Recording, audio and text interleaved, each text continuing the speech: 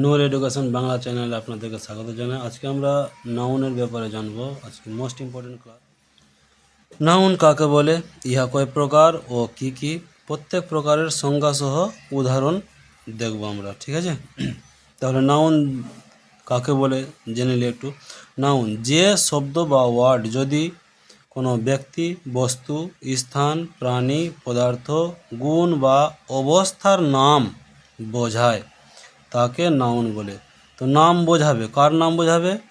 কোনো ব্যক্তির নাম বোঝাতে পারে, কোনো বস্তু যাদের জীব নেই, স্থানের নাম বোঝাতে পারে, জায়গার নাম যেমন, প্রাণীর নাম বোঝাতে পারে, পদার্থর নাম বোঝাতে পারে, গুণ বা অবস্থার নাম বোঝাতে পারে। তাকে আমরা কি বলবো? যেমন ব্যক্তির নাম রাম, রহিম, শকিম, টিচার, এগুলো সব হলো ব্যক্তির নাম। স্থানের নাম কলকাতা, মালদা, স্কুল, এগুলো সব কী হলো? স্থানের নাম হলো। বস্তুর নাম পেন, টেবিল, ওয়াটার, এগুলো হচ্ছে কি? বস্তুর নাম। প্রাণীর নাম লায়ন, যাদের প্রাণ আছে, লায়ন, কাউ, টাইগার। গুণের নাম গুণের নামও হতে পারে, আবার অবস্থারও নাম হতে পারে। Honesty, freedom, happiness.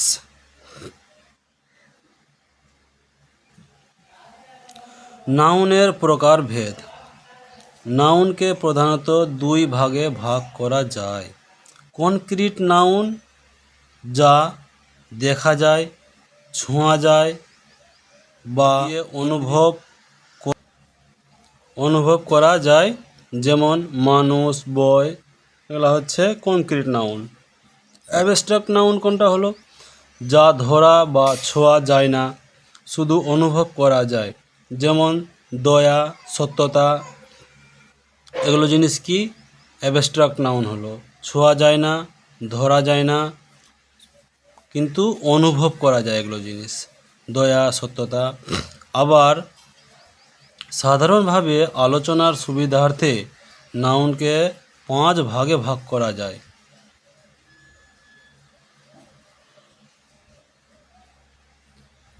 1 নম্বর proper noun. Proper noun Bangla মানে হচ্ছে নামবাচক বিশেষ্য। যেহেতু নাম, তো কোনো নির্দিষ্ট ব্যক্তি, স্থান বা বস্তুর নাম বোঝালে তাকে প্রপার নাউন বলে। এগুলি সবসময় ক্যাপিটাল লেটার দিয়ে আরম্ভ হয়। তাহলে কি জানতে পারলাম?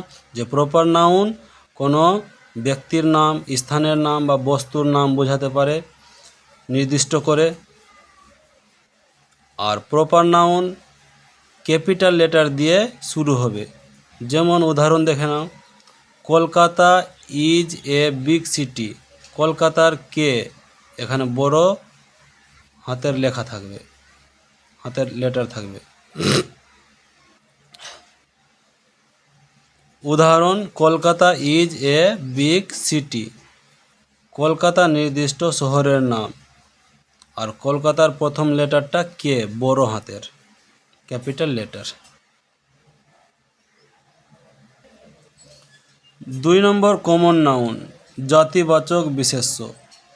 একই জাতীয় কোনো ব্যক্তি বা বস্তুকে আলাদাভাবে না বুঝিয়ে সাধারণভাবে সবাইকে বোঝালে তাকে কমন নাউন বলবো। উদাহরণ, দ্য বয় ইজ প্লেয়িং। বয় বলতে নির্দিষ্ট কাউকে না বুঝিয়ে যে কোনো ছেলেকে বোঝাতে পারে, ওই জন্য বয় হচ্ছে কোন নাউন? Common noun. 3 নম্বর হচ্ছে কালেকটিভ নাউন, সমষ্টিবাচক বিশেষ্য। একই জাতীয় কিছু ব্যক্তি বা বস্তুর পৃথক নাম না বুঝিয়ে তাদের সমষ্টি বা দলকে বোঝালে তাকে কালেকটিভ নাউন বলে। উদাহরণ, our class is very silent.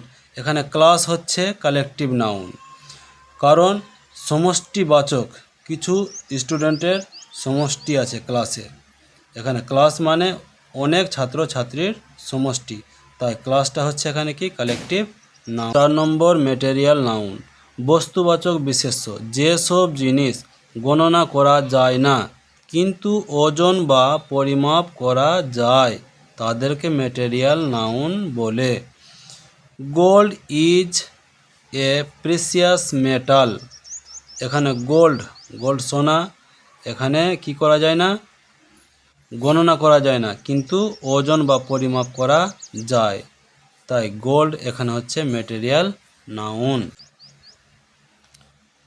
5 নম্বর হচ্ছে অ্যাবস্ট্রাক্ট নাউন, গুণবাচক বিশেষ্য, যে নাউন দিয়ে কোনো ব্যক্তি বা বস্তুর দোষ, গুণ, কাজের নাম বা অবস্থার নাম বোঝায়, যা ধরা বা ছোঁয়া যায় না, তাকে অ্যাবস্ট্রাক্ট নাউন বলে।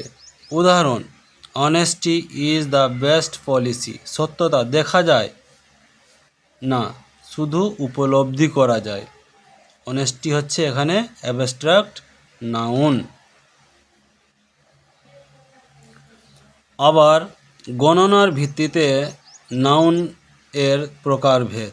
আধুনিক ইংরেজি গ্রামার অনুযায়ী নাউনকে আরও 2 ভাগে ভাগ করা যায়, কাউন্টেবল নাউন আর একটা হচ্ছে আনকাউন্টেবল নাউন।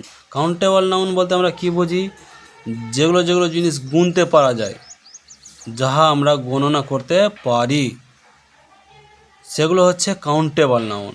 পেন, বুক, রোজ, এগুলো জিনিস আমরা কি করতে পারি, গুনতে পারি, তাই এগুলো হচ্ছে কাউন্টেবল নাউন। আনকাউন্টেবল নাউন কোনটা, যা গণনা করা যায় না, যেমন ওয়াটার আমরা গুনতে পারি না, মিল্ক, রাইস, লাভ, এগুলো জিনিস আমরা গুনতে পারি না, তাই এরা হচ্ছে আনকাউন্টেবল নাউন।